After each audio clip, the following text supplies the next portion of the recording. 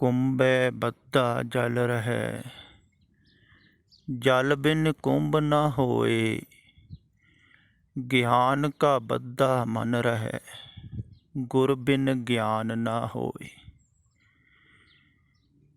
मन नूं बन्नण वाला ज्ञान गुरु कोलों मिलदा है।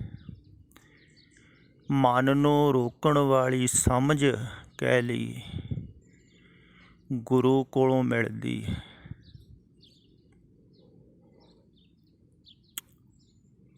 गुरु कौन है? जिहड़ा मन तों पार जा चुका है। पार जाके जिन्हें देख लिया भी मन किवें खिंडदा है,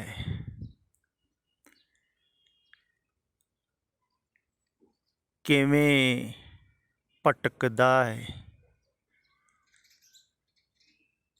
ते भटकदे होए नूं किवें रोकिया जा सकदा है।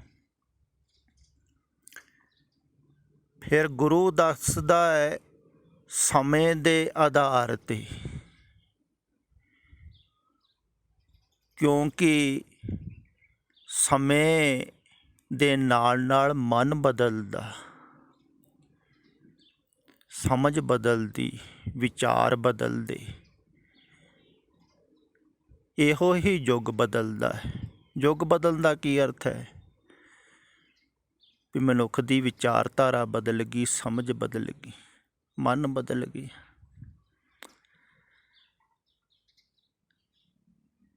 ते जो मनुख की विचारधारा समझ पिछे सी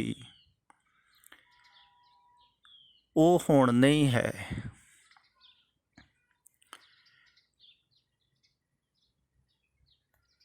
जो मनुख पिछले समय च सी, गुरु नानक देव जी दे समय, ओहो ही मनुख हुण थोड़ी है। 550 साल बाद बहुत बदल गया है। ते अजोके समय दे मनुख नूं अजोके समय दे हिसाब नाल ही समझाया जा सकता है।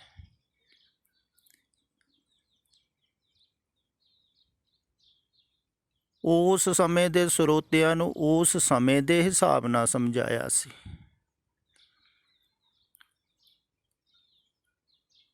यह गल ख्याल विच रखनी है। ते अजोके समय दे हिसाब नाल सब तो मुढ़ली गल समझ दी अगर तुसी ख्याल विच रख लो ना, ते परमार्थ दे मार्ग ते चलना बहुत ही सुखाला हो जाएगा। जेड़े भी सज्जण जगियासू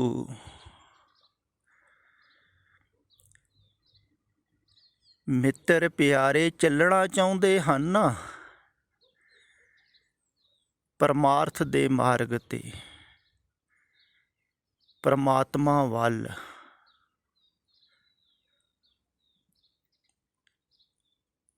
उधर नूं चलना चाहुंदे हन,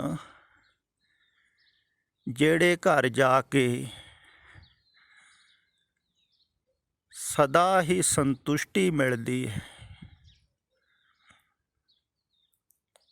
फिर कदे भी भटकना नहीं हुंदी। बेगमपुरा शहर को नाओ, दुख अंदोह नहीं तिस ठाओ। दुख सुख तो पार जाना चाहुंदे हन जेड़े उस घर दे विच, जेड़े घर दे विच ना दुख है, ना सुख है, ना चिंता है, मान है, ना वडियाई है, ना निंदा है, ना उस्तत है, कुछ भी नहीं है। उत्थे एक रस है, एक रस। ਉਧਰ ਨੂੰ ਜਾਣਾ ਚਾਹੁੰਦੇ ਹਨ, ਉਹ ਮੂਲ ਭੂਤ ਇਹ ਕੁਛ ਕੁ ਗੱਲਾਂ ਲੜ ਬੰਨ੍ਹ ਲੈਣਗੇ ਨਾ, ਤੇ ਉਹਨਾਂ ਨੂੰ ਬਹੁਤ ਹੀ ਸੁਖਾਲਾ ਹੋ ਜਾਵੇਗਾ ਚੱਲਣਾ। ਖਿਆਲ ਕਰੋ, ਪਹਿਲੀ ਗੱਲ, ਜਿਹੜੇ ਸਮੇਂ ਧੰਨ ਗੁਰੂ ਨਾਨਕ ਦੇਵ ਜੀ ਉਪਦੇਸ਼ ਦੇ ਰਹੇ ਸਨ, ਉਸ ਸਮੇਂ ਜ਼ਿਆਦਾਤਰ ਬਹੁ ਗਿਣਤੀ ਦੇ ਵਿੱਚ ਮਨੁੱਖ ਸਰੀਰਕ ਕੰਮ ਜ਼ਿਆਦਾ ਕਰਦੇ ਸਨ। ਸਰੀਰਕ ਮਿਹਨਤ ਦਾ ਕੰਮ ਜ਼ਿਆਦਾ ਸੀ, ਬੌਧਿਕ ਕੰਮ ਬਹੁਤ ਘੱਟ ਸੀ।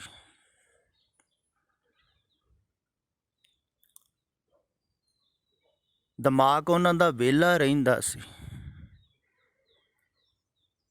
ਮਨ ਬਹੁਤਾ ਚੱਲਦਾ ਨਹੀਂ ਸੀ, ਬਹੁਤੀਆਂ ਚੀਜ਼ਾਂ ਨਹੀਂ ਸਨ ਮਨ ਨੂੰ ਚਲਾਉਣ ਵਾਸਤੇ। ਪਹਿਲਾਂ ਮਨ ਖਿਆਲ ਕਰਦਾ ਹੈ ਚੀਜ਼ਾਂ ਨੂੰ ਦੇਖ ਕੇ, ਬਾਹਰ ਸੰਸਾਰ ਦੇ ਵਿੱਚ ਦੇਖਦਾ ਹੈ, ਅਗਰ ਬਹੁਤ ਕੁਛ ਦਿਖ ਰਿਹਾ ਹੈ ਉਹਨੂੰ, ਤਾਂ ਉਹਦੇ ਅੰਦਰ ਇੱਕ ਵਾਸ਼ਨਾ ਖੜੀ ਹੁੰਦੀ ਹੈ। ਉਹ ਵਾਸ਼ਨਾ ਦੁਬਾਰਾ ਫਿਰ ਸੋਚਦਾ ਹੈ, ਵਿਚਾਰਦਾ ਹੈ, ਫਿਰ ਬੁੱਧੀ ਦਾ ਕੰਮ ਸ਼ੁਰੂ ਹੁੰਦਾ ਹੈ। ਤੋ ਉਸ ਸਮੇਂ ਮਨ ਨੂੰ ਭਰਮਾਉਣ ਵਾਲੀਆਂ ਬਹੁਤੀਆਂ ਚੀਜ਼ਾਂ ਨਹੀਂ ਸਨ,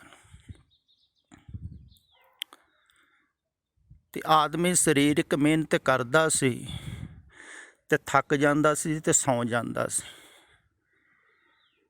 ਅਜੋਕੇ ਸਮੇਂ ਵਾਂਗੂ ਨਹੀਂ ਵੀ ਜਦੋਂ ਥੱਕ ਜਾਂਦਾ ਟੀਵੀ ਦੇਖਦਾ ਜਾਂ ਸੋਸ਼ਲ ਮੀਡੀਆ 'ਤੇ ਲੱਗਾ, ਟੈਲੀਫੋਨ ਦੇਖ ਰਿਹਾ ਹੈ, ਸੁਣ ਰਿਹਾ ਹੈ, ਨਹੀਂ। ਉਦੋਂ ਸਰੀਰਕ ਮਿਹਨਤ ਕਰਦਾ ਸੀ ਜ਼ਿਆਦਾ। ਤਾਂ ਉਹਨੂੰ ਕਿਹਾ ਗਿਆ ਸੀ ਵੀ ਹਾਥ ਪਾਂਵ ਕਰ ਕਾਮ ਸਭ ਚਿੱਤ ਨਿਰੰਜਨ, ਵੀ ਤੂੰ ਸਰੀਰ ਨਾਲ ਤਾਂ ਕੰਮ ਕਰ ਹੀ ਰਿਹਾ ਹਾਂ, ਚਿੱਤ ਤਾਂ ਤੇਰਾ ਵਿਹਲਾ ਹੀ ਹੈ, ਮਨ ਤੇਰਾ ਵਿਹਲਾ ਹੈ, ਅਤੇ ਮਨ ਨੂੰ ਤੂੰ ਨਿਰੰਜਨ ਦੇ ਨਾਲ ਜੋੜ ਸਕਦਾ ਹੈ। ਅਤੇ ਖੇਤੀਬਾੜੀ ਜ਼ਿਆਦਾ ਕਰਨ ਵਾਲੇ ਲੋਕਾਂ ਨੂੰ ਸਮਝਾਇਆ ਗਿਆ ਸੀ, ਤਾਂ ਉਹਨਾਂ ਦਾ ਕੰਮ ਬਹੁਤ ਸੁਖਾਲਾ ਹੈ। ਉਸ ਸਮੇਂ 'ਤੇ ਸੁਖਾਲਾ ਹੀ ਸੀ, ਅਜੋਕੇ ਸਮੇਂ 'ਚ ਤਾਂ ਥੋੜ੍ਹਾ ਜਿਹਾ ਬੌਧਿਕ ਹੋ ਗਿਆ ਹੈ, ਪਰ ਉਸ ਸਮੇਂ ਨਹੀਂ ਸੀ। ਕਿਸਾਨਾਂ ਦਾ ਕੰਮ, ਜ਼ਿਮੀਂਦਾਰਾਂ ਦਾ ਕੰਮ, ਆਪ ਵੀ ਜ਼ਿਮੀਂਦਾਰ ਸਨ ਬਾਬਾ ਨਾਨਕ, ਅਤੇ ਕੰਮਕਾਰ ਕਰਦੇ ਹੋਏ ਅੱਜ ਤੋਂ ਤਕਰੀਬਨ 40-50 ਸਾਲ ਪਹਿਲਾਂ ਵੀ ਅਸੀਂ ਦੇਖਿਆ ਹੈ ਵੀ ਕੋਈ ਜਦੋਂ ਬਹੁਤੇ ਟੀਵੀ ਨਹੀਂ ਸਨ ਹੁੰਦੇ, ਬਹੁਤੀਆਂ ਉਲਝਣਾਂ ਨਹੀਂ ਸਨ, ਬਹੁਤੀਆਂ ਗੱਡੀਆਂ ਮੋਟਰਾਂ, ਵਿਕਾਸ ਨਹੀਂ ਸੀ, ਦਿਹਾਤਾਂ ਦੇ ਵਿੱਚ ਰਹਿੰਦੇ ਸਨ ਲੋਕ, ਅਤੇ ਖੇਤੀਬਾੜੀ ਕਰਨ ਵਾਲੇ ਖੇਤਾਂ 'ਚ ਕੰਮ ਕਰਦੇ, ਮਿਹਨਤ ਕਰਦੇ, ਥੱਕ ਜਾਂਦੇ, ਦੁਪਹਿਰ ਨੂੰ ਆਰਾਮ ਕਰ ਲੈਂਦੇ, ਫਿਰ ਕੰਮ ਕਰਨ ਲੱਗ ਜਾਂਦੇ, ਅਤੇ ਕੋਈ ਬਹੁਤੀ ਕੰਮ ਨਹੀਂ ਸੀ, ਸੋਚਣ ਵਾਲਾ ਕੰਮ ਨਹੀਂ ਸੀ, ਅਤੇ ਬੌਧਿਕ ਤਲ 'ਤੇ ਲੋਕ ਵਿਹਲੇ ਰਹਿੰਦੇ ਸੀ। ਅਗਰ ਜ਼ਿਆਦਾ ਹੀ ਪਿੱਛੇ ਆਪਾਂ ਚਲੇ ਜਾਈਏ, ਖਿਆਲ ਕਰੀਏ, ਤਾਂ ਉਦੋਂ ਤਾਂ ਬਿਲਕੁਲ ਹੀ ਲੋਕ ਬੌਧਿਕ ਤਲ 'ਤੇ ਵਿਹਲੇ ਹੋਣਗੇ, ਜਿਹਨੂੰ ਸਵਰਗ ਕਿਹਾ ਹੈ, ਜਿਹਨੂੰ ਕਿਹਾ ਹੈ ਸਤਯੁਗ। ਕਹਿੰਦੇ ਸਤਯੁਗ ਦੇ ਵਿੱਚ ਸਤਵਾਦੀ ਲੋਕ ਰਹਿੰਦੇ ਸਨ।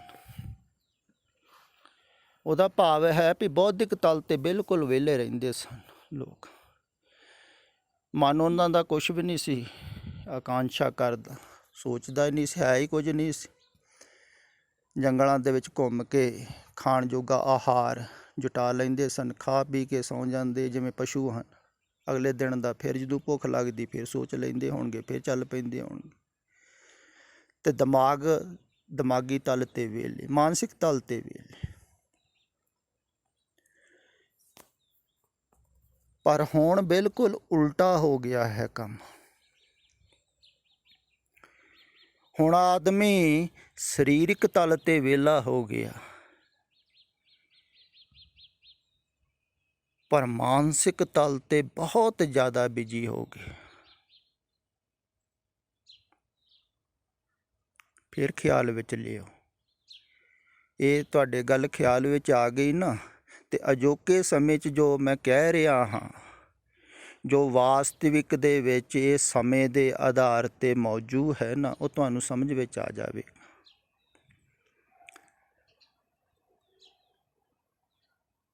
ਪੁਰਾਣੇ ਸਮੇਂ ਦੇ ਵਿੱਚ ਸਰੀਰਕ ਮਿਹਨਤ ਜ਼ਿਆਦਾ ਸੀ।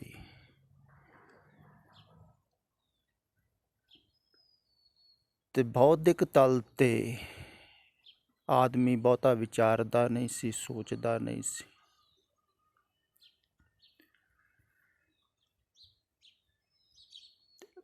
ਤੇ ਧੀਰੇ ਧੀਰੇ ਆਦਮੀ ਨੇ ਸੋਚਣਾ ਸ਼ੁਰੂ ਕੀਤਾ, ਵਿਚਾਰਨਾ ਸ਼ੁਰੂ ਕੀਤਾ ਸਰੀਰਕ ਸੁੱਖਾਂ ਵਾਸਤੇ। ਆਦਮੀ ਚਾਹੁੰਦਾ ਹੈ ਵੀ ਮੇਰੇ ਸਰੀਰ ਨੂੰ ਸਾਰੇ ਹੀ ਸੁੱਖ ਮਿਲਣ, ਮੈਨੂੰ ਕੁਝ ਨਾ ਕਰਨਾ ਪਵੇ ਅਤੇ ਸਭ ਕੁਛ ਹੀ ਜੋ ਮੈਨੂੰ ਚਾਹੀਦਾ ਹੈ ਉਹ ਬਿਨਾਂ ਕੁਛ ਕੀਤੇ ਮਿਲ ਜਾਵੇ। ਇਹੋ ਹੀ ਖਿਆਲ ਹੈ ਨਾ ਹਰ ਇੱਕ ਦਾ, ਵੀ ਮੈਂ ਹੱਥ ਨਾ ਹਿਲਾਵਾਂ ਅਤੇ ਮੈਨੂੰ ਖਾਣ ਨੂੰ ਮਿਲ ਜਾਵੇ, ਮੈਂ ਉੱਠ ਕੇ ਨਾ ਜਾਵਾਂ ਮੈਨੂੰ ਪੀਣ ਨੂੰ ਮਿਲ ਜਾਵੇ। ਐਸੇ ਸੁੱਖਾਂ ਦੀ ਆਕਾਂਸ਼ਾ ਹੀ ਬੰਦਾ ਕਰਦਾ ਹੈ ਅਤੇ ਪੂਰੀਆਂ ਵੀ ਕੀਤੀਆਂ ਹੈ ਆਦਮੀ ਨੇ। ਹਰ ਕੰਮ ਵਾਸਤੇ ਆਦਮੀ ਨੇ ਮਸ਼ੀਨਰੀਆਂ ਬਣਾ ਲਈਆਂ, ਇਸੇ ਕਰਕੇ ਇਹਨੂੰ ਮਸ਼ੀਨਰੀ ਯੁੱਗ ਕਹਿੰਦੇ ਹਨ। ਬੈਠਿਆਂ ਬਿਠਾਇਆਂ ਨੂੰ ਤੁਹਾਨੂੰ ਸਭ ਕੁਛ ਮਿਲਦਾ ਹੈ, ਕੁਛ ਵੀ ਕਰਨ ਦੀ ਲੋੜ ਨਹੀਂ। ਸਰੀਰਕ ਸੁੱਖ ਸੁਵਿਧਾ ਸਾਰੀਆਂ ਮਿਲ ਗਈਆਂ। ਹੁਣ ਸਰੀਰਕ ਮਿਹਨਤ ਨਹੀਂ ਹੈ, ਸਰੀਰ ਬਿਲਕੁਲ ਵਿਹਲਾ ਹੋ ਗਿਆ। ਜਿਵੇਂ ਪੁਰਾਣੇ ਸਮੇਂ ਦੇ ਵਿੱਚ ਮਨ ਵਿਹਲਾ ਸੀ, ਹੁਣ ਸਰੀਰ ਵਿਹਲਾ ਹੋ ਗਿਆ। ਪਰ ਮਨ ਜਿਹੜਾ ਹੈ ਨਾ ਉਹ ਬਹੁਤ ਜ਼ਿਆਦਾ ਚੱਲਣ ਲੱਗ ਪਿਆ। ਅਤੇ ਜਿਵੇਂ ਜਿਵੇਂ ਵਿਕਾਸ ਹੋਵੇਗਾ ਨਾ ਤਿਵੇਂ ਤਿਵੇਂ ਜ਼ਿਆਦਾ ਚੱਲੇਗਾ। ਖਿਆਲ ਵਿੱਚ ਰੱਖਣੀ ਹੈ ਗੱਲ।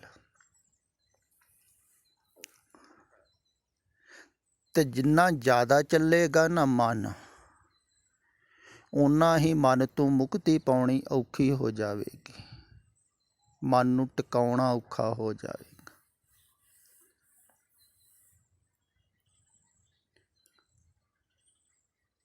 ਹੁਣ ਟਿਕੇਗਾ ਕਿਵੇਂ ਮਨ? ਕਿਉਂਕਿ ਮਨ ਤੇ ਚੱਲ ਰਿਹਾ ਹੈ ਲਗਾਤਾਰ।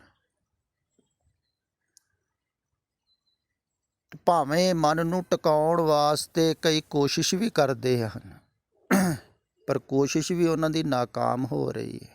ਬਹੁਤੇ ਧਾਰਮਿਕ ਲੋਕ ਕਰ ਰਹੇ ਹਨ, ਪਰ ਜਿਸ ਢੰਗ ਨਾਲ ਉਹ ਦੱਸਦੇ ਹਨ ਨਾ ਉਹ ਵੀ ਬੇਸਮਝੀ ਦਾ। ਦੇਖੋ ਤੁਸੀਂ, ਜ਼ਿਆਦਾ ਧਾਰਮਿਕ ਲੋਕ ਕਹਿੰਦੇ ਹਨ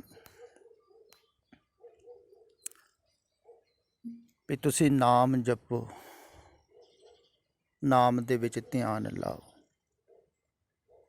ਨਾਲ ਨਾਲ ਕੋਈ ਕੰਮ ਕਰ ਰਿਹਾ ਹੈ ਤੇ ਉਹਨੂੰ ਕਹਿੰਦੇ ਹਨ ਵੀ ਕੰਮ ਵੀ ਕਰੋ।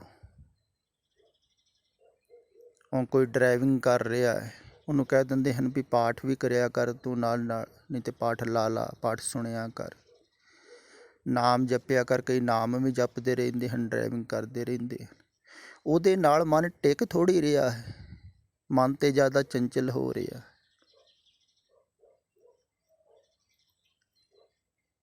ਮਨ ਤੇ ਜ਼ਿਆਦਾ ਚੰਚਲ ਹੋ ਰਿਹਾ ਹੈ ਨਾ।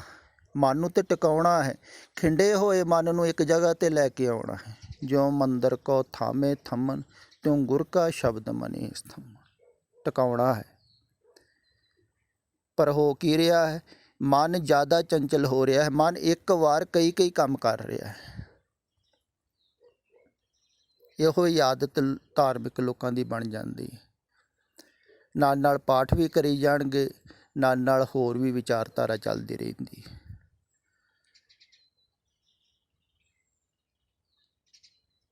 ਅਤੇ ਜ਼ਿਆਦਾਤਰ ਲੋਕ 2-2 3-3, ਕਿਉਂਕਿ ਮਨ ਦਾ ਵਿਕਾਸ ਹੋ ਗਿਆ ਹੈ। ਅਜੋਕੇ ਸਮੇਂ 'ਚ ਤੁਸੀਂ ਦੇਖਿਆ ਕਈ ਦੋਵਾਂ ਹੱਥਾਂ ਦੇ ਨਾਲ ਲਿਖੀ ਜਾਂਦੇ ਆ।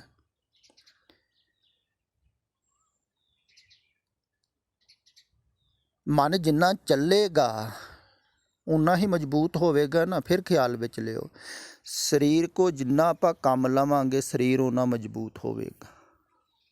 ਪੁਰਾਣੇ ਸਮਿਆਂ 'ਚ ਸਰੀਰ ਮਜ਼ਬੂਤ ਸੀ, ਕਿਉਂਕਿ ਕੰਮ ਜ਼ਿਆਦਾ ਲੈਣਾ ਪੈਂਦਾ ਸਰੀਰ, ਅਤੇ ਸਰੀਰ ਇੰਨਾ ਜ਼ਿਆਦਾ ਮਜ਼ਬੂਤ ਸੀ ਛੋਟੀ ਮੋਟੀ ਬਿਮਾਰੀ ਕੋਲ ਨਹੀਂ ਸੀ ਆਉਂਦੀ, ਠੰਡ ਨਹੀਂ ਸੀ ਲੱਗਦੀ, ਗਰਮੀ ਨਹੀਂ ਸੀ ਲੱਗਦੀ। ਜੰਗਲਾਂ 'ਚ ਰਹਿੰਦਾ ਸੀ ਜਿਵੇਂ ਜਾਨਵਰ ਹਨ।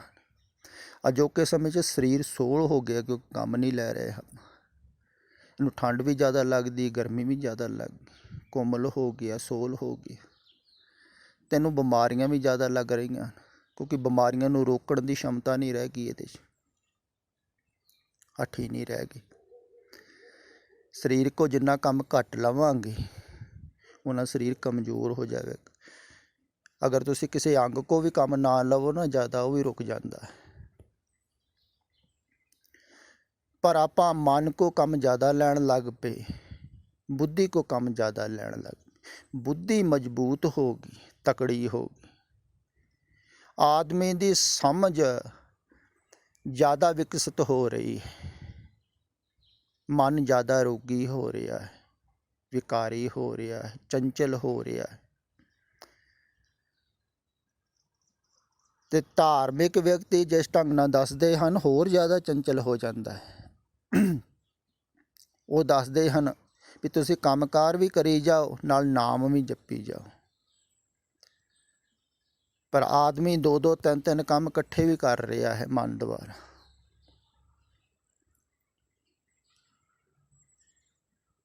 ਹਾਂ, ਸਰੀਰ ਦੁਆਰਾ ਅਗਰ ਤੁਸੀਂ ਕੁਛ ਕਰ ਰਹੇ ਹੋ, ਮਨ ਵਿਹਲਾ ਹੈ ਬਿਲਕੁਲ, ਜਿਵੇਂ ਪਿੱਛੇ ਕਿਹਾ ਸੀ, ਹੱਥ ਪਾਓ ਕਾਮ ਸਭ ਚਿੱਤ ਨਿਰੰਜਨ ਨਾਲ। ਹੁਣ ਚਿੱਤ ਤੇ ਵਿਹਲਾ ਹੈ ਅਤੇ ਸਰੀਰ ਅਗਰ ਕੁਛ ਕਰ ਰਿਹਾ ਹੋਵੇ ਤਾਂ ਚਿੱਤ ਜ਼ਿਆਦਾ ਥਿਰ ਹੁੰਦਾ ਹੈ। ਇਹ ਵੀ ਗੱਲ ਖਿਆਲ ਵਿੱਚ ਰੱਖਣਾ, ਕਿਉਂਕਿ ਸਰੀਰ ਦੀ ਊਰਜਾ ਜਿਹੜੀ ਹੈ ਨਾ, ਸ਼ਕਤੀ, ਉਹ ਲੱਗਦੀ ਰਹਿੰਦੀ ਹੈ ਕੰਮ ਦੇ ਵਿੱਚ, ਅਤੇ ਮਨ ਜਿਹੜਾ ਹੈ ਉਹ ਸ਼ਾਂਤ ਰਹਿੰਦਾ ਹੈ, ਜ਼ਿਆਦਾ ਸਹਿਜ ਹੈ। ਸੇਵਾ ਦੇ ਵਿੱਚ ਜ਼ਿਆਦਾ ਥਿਰ ਹੋ ਜਾਂਦਾ ਹੈ ਮਨ, ਛੇਤੀ ਟਿਕ ਜਾਂਦਾ ਹੈ। ਕਿਉਂਕਿ ਸੇਵਾ ਦੇ ਵਿੱਚ ਹੁਣ ਸੋਚਣਾ ਤਾਂ ਹੈ ਨਹੀਂ, ਵਿਚਾਰਨਾ ਹੈ ਨਹੀਂ। ਗੁਰੂ ਨੇ ਕਹਿ ਦਿੱਤਾ ਕੁਛ ਸੇਵਾ ਕਰਨ ਵਾਸਤੇ ਅਤੇ ਸੇਵਾ 'ਚ ਲੱਗੇ ਹੋਏ, ਅਤੇ ਸੇਵਾ ਕਰਦੇ ਕਰਦੇ ਕਰਦੇ ਕਰਦੇ ਮਨ ਮਿਟ ਜਾਂਦਾ ਹੈ, ਸਹਿਜ ਹੈ।